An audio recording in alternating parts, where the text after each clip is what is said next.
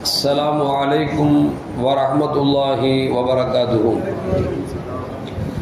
الحمد لله رب العالمين والصلاة والسلام على أشرف المرسلين وعلى آله وأصحابه وأزواجه وذرياته وأهل بيته أجمعين. சங்கைக்கும் கண்ணியத்திற்கும் உரிய பெரியோர்களே, சகோதரர்களே, எல்லாம் வல்ல அல்லாஹு ஜல்ல ஜலாலுஹு நாம் செய்யக்கூடிய எல்லா நற்காரியங்களையும் முகஸ்துதி இன்றி இஹ்லாஸான முறையில் இறைவனுக்காக மட்டுமே செய்யப்பட்ட நல்வணக்கங்களில் நம் வணக்கங்களை அல்லாஹ் அங்கீகரித்துக் கொள்வானாக. நாம் செய்யக்கூடிய வியாபாரங்களிலும் தொழில்துறைகளிலும் நஷ்டமில்லாத ஹலாலான முறையில் நிரம்ப லாபத்தை பெற்று அந்த லாபகரமான வாழ்க்கை கொண்டு தம் தேவைகளையும் தேவை உடையவர்களின் தேவைகளையும் நிறைவேற்றக்கூடிய நல்ல பொருளாதாரத்தையும் உள்ள விசாலத்தையும் அல்லாஹ் நம் அனைவர்களுக்கும் வழங்கி அல்வானாக. கஞ்சத்தனம் என்கிற தீய பண்பை விட்டு அல்லாஹ் நம்மை பாதுகாத்துக் கொள்வானாக. நம் கரங்களை என்றென்றும் கொடுக்கும் கரங்களாக ஆக்கி அல்வானாக. யாசிக்கும் கரத்தை விட்டு அல்லாஹ் நம்மை பாதுகாத்துக் கொள்வானாக. நம்மை இந்த உலகத்தில் வாழ வைக்கும் காலமெல்லாம் நோய் நொடி இன்றி உடல் ஆரோக்கியத்தோடு அல்லாஹ் நம்மை வாழ செய்வானாக. அந்த ஆரோக்கியமான வாழ்க்கை கொண்டு அல்லாஹ் ரசூலை நெருங்கக்கூடிய அனைத்து நல்லமல்களையும் புரியக்கூடிய நல்ல முத்தகின்களின் கூட்டத்தை நம்மை ஆக்கி அல்வானாக. திடீர் மரணங்களை விட்டும் தீய மரணங்களை விட்டும் நம்மையும் நம் குடும்பத்தையும் நம் சமூகத்தையும் அல்லாஹ் முழுமையான முறையில் பாதுகாத்துக் கொள்வானாக. மருத்துவமனையின் செலவினங்களை விட்டும் வேதனைகளை விட்டும் அல்லாஹ் நம்மை காப்பதோடு நம்மில் யாரெல்லாம் நோயால் பாதிக்கப்பட்டு வீடே கதி என்றும் ஆஸ்பத்திரியே கதி என்றும் அல்லல் பட்டும் அவதியுற்றும் இருக்கிறார்களோ அனைத்து மக்களுக்கும் நோயை போக்கி உடல் ஆரோக்கியத்தை வழங்கி இறைவன் வழங்கியதற்கு நன்றி செலுத்தக்கூடிய மக்களாக அல்லாஹ் அவர்களை ஆக்கியல்வானாக. நாம் இந்த உலகத்தில் வாழ்ந்து மறைகிற நேரத்தில் லா இலாஹ இல்லல்லாஹ் முஹம்மது ரசூலுல்லாஹ் என்ற கலிமாவை மொழிந்து ஜன்னத்துல் ஃபிர்தௌஸை கண்ணால் கண்டு அகமகிழ்ந்து சிரித்தவனமா மரணிக்கக்கூடிய நல்வாக்கியம் பெற்ற மக்களில் அல்லாஹ் நம்மை ஆக்கியல்வானாக. மரணித்தும் மரணிக்காத இறைநேசரின் கூட்டத்தில் அல்லாஹ் நம்மை ஆக்கியல்வானாக. நாளை மறுமையில முத்து முஹம்மது ரசூலுல்லாஹி ஸல்லல்லாஹு அலைஹி வஸல்லம் அவர்களின் திருக்கரங்களால் ஹவுதுல் கௌசர் என்கிற தடாகத்தின் நீர்மருகி அன்னாரின் ஷஃபாஅத்தை பெற்று அன்னாரின் கரம்பெடுத்து ஜன்னத்துல் ஃபிர்தௌஸ் என்ற உயர்ந்த சொர்க்கத்தில் அவர்களோடு அல்லாஹ் நம்மை சங்கமிக்க செய்வானாக. எல்லாவற்றுக்கும் மேலாக இறை அன்பை பெற்று இறைவனை பார்த்து பரவசம் அடையக்கூடிய அவருடைய லிகாவையும் ரிலாவையும் பெற்ற மக்களில் அல்லாஹ் நம்மை ஆக்கி அருள்வானாக. அருமையான மூமின்களே, அல்லாஹு ஜல்ல ஜலாலுஹு தான தர்மங்களை குறித்து பல்வேறு ஆயத்துக்களை நமக்கு சொல்லித் தருகிறார். அது மட்டுமல்ல, கண்மணி முஹம்மது ரசூலுல்லாஹி ஸல்லல்லாஹு அலைஹி வஸல்லம் அவர்களும் தான தர்மத்துடைய சிறப்புகளை நமக்கு நிறையவே சொல்லி தந்திருக்கிறார்கள். அந்த அடிப்படையில் இறைவன் நமக்கு எதை கொடுத்தானோ அதிலிருந்து நாம் ஏழை மக்களுக்கு பகிர்ந்து கொடுக்க வேண்டும். அப்படி பகிர்ந்து கொடுப்பதால் அவர்களுக்கு பசி போவது மட்டுமல்ல, நமக்கு பிணிகள் அகலுகிறது என்பதை பெருமானார் ஸல்லல்லாஹு நமக்கு சொல்லித் தருகிறார்கள்.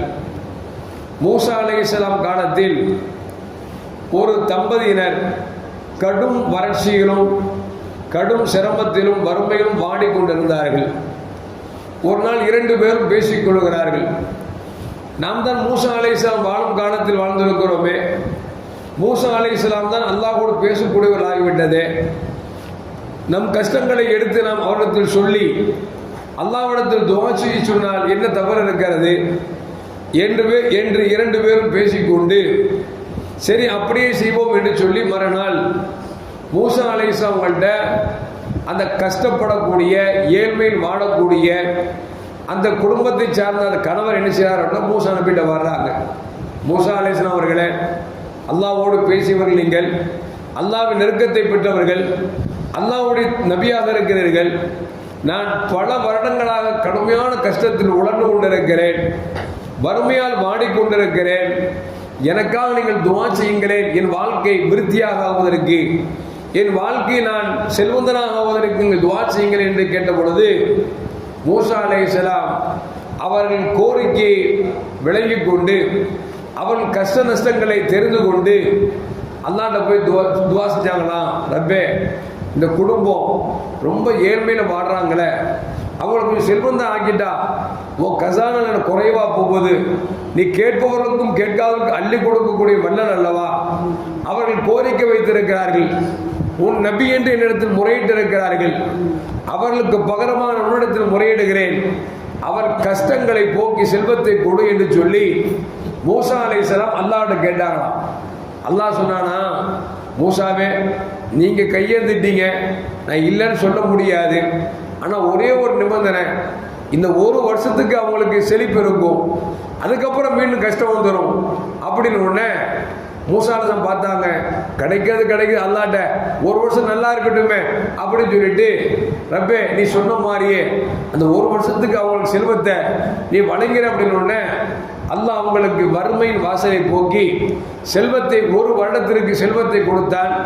அந்த செல்வத்தை என்ன செஞ்சாங்க அப்படின்னா வாங்கின உடனே அவங்க பார்த்தாங்க, நம்ம இவ்வளவு நாளாக எவ்வளோ கஷ்டப்பட்டு இருக்கோம், பசியும் பட்டினியுமா எவ்வளோ வாடிக்கொண்டு இருக்கிறோம், சிரமத்துள்ளா இருக்கிறோம், நம்மை போன்று எத்தனை பேர் சிரமப்பட்டு கொண்டிருப்பார்கள். இறைவன் கொடுத்த இந்த விசாலமான உள்ளத்திலிருந்து, இறைவன் கொடுத்த விசாலமான பொருளாதாரத்திலிருந்து நாம் ஏதாவது நல்ல காரியத்தை செய்ய வேண்டும் என்று சொல்லி 2 பேரும் ஆலோசனை செய்து மக்கள் வரும் போகும் இடத்தில் ஒரு பெரிய பிரம்மாண்டமான ஒரு பில்டிங்கை வீடை கட்டி அதற்கு 7 வாசல்கள் அமைத்து அந்த 7 வாசல்களிலும் யாரெல்லாம் வருகிறார்களோ காலை மாலை இரவு என்று சொல்லி உணவை ஆக்கி போட்டுக் கொண்டிருக்கிறார்கள். வருகிறவர்கள் போகிறவர்கள் எல்லாம் தங்குவதற்கு அந்த கூடாரத்தை அந்த பில்டிங்கை பயன்படுத்தி கொண்டார்கள். பசி ஏற்படுகிற பொழுது அவர்கள் போடக்கூடிய அன்னதானத்தில் உண்டு கொண்டார்கள். இப்படி பல்வேறு ஏழை மக்களுக்கு நிறைய பயணம் கிடைத்து கொண்டே இருந்தது. 1 வருடம் கழிந்தது, 2 வருடம் கழிந்தது. மூசா அலைஹிஸ்ஸலாம் அந்த இடத்துல வந்து பார்க்குறாங்க, அந்த தம்பதிகள் ஆகா ஓகோன்னு ரொம்ப செல்வத்தோடு இருக்கிறாங்க. மூசா அலைஹிஸ்ஸலாம் ஆச்சரியமாக போச்சு. ரப்பி என்ன சொன்னா, 1 வருஷத்துக்கு அவங்களுக்கு கஷ்டம் இல்லாமல் இருப்பாங்க, மீண்டும் கஷ்டம் சொல்லுவாங்கல்ல. பொதுவாக வாழ்ந்து கெட்டவன் கெட்டவன் சொல்றாங்களே, ரொம்ப மோசமான நிலை. கஷ்டத்திலே இருந்துட்டாங்கன்னு பெருசா தெரியாது.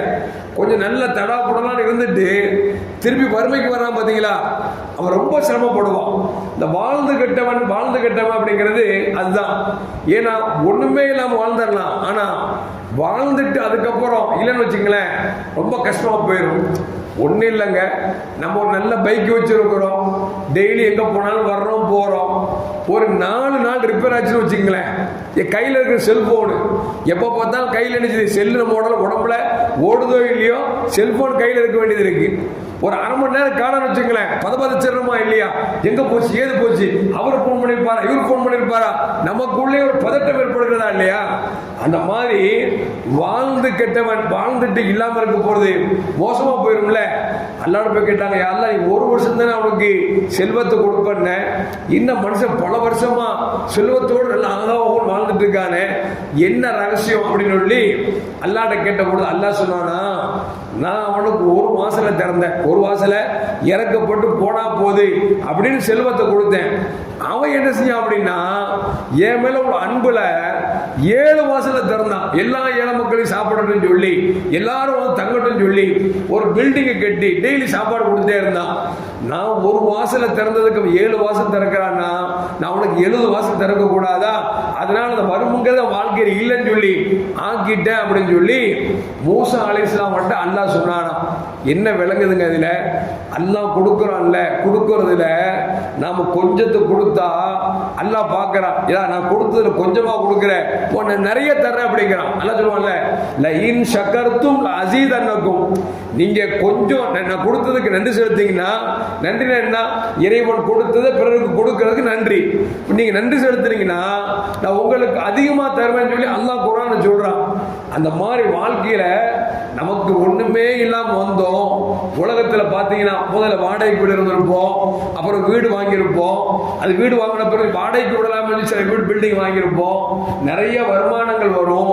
அந்த நேரத்தில் நாம சம்பாதிச்ச பணம் சொல்லி இறுக்கி வச்சுக்காம இறைவன் கொடுத்தான்னு சொல்லி கொடுத்து பாருங்களேன், உங்களுக்கு ஒரு பில்டிங் இல்ல 1000 பில்டிங் கிடைக்கும், நல்ல பேரும் கிடைக்கும். அப்படின்னா நாம இறைவன் எதை கொடுத்தானோ அது நாம் அள்ளி கொடுக்க வேண்டும் என்பதை இந்த நிகழ்வு நமக்கு சொல்லி காட்டுகிறது. எல்லாம் வல்ல அல்லாஹ் ஜல்ல ஜலாலுஹு நிரப்பமான செல்வத்தை நமக்கு கொடுத்து கொடுக்கும் உள்ளத்தையும் நீண்ட கரத்தையும் அல்லாஹ் வழங்கி அருள்வானாக. அஸ்ஸலாமு அலைக்கும் வரஹ்மத்துல்லாஹி வபரகாத்துஹு.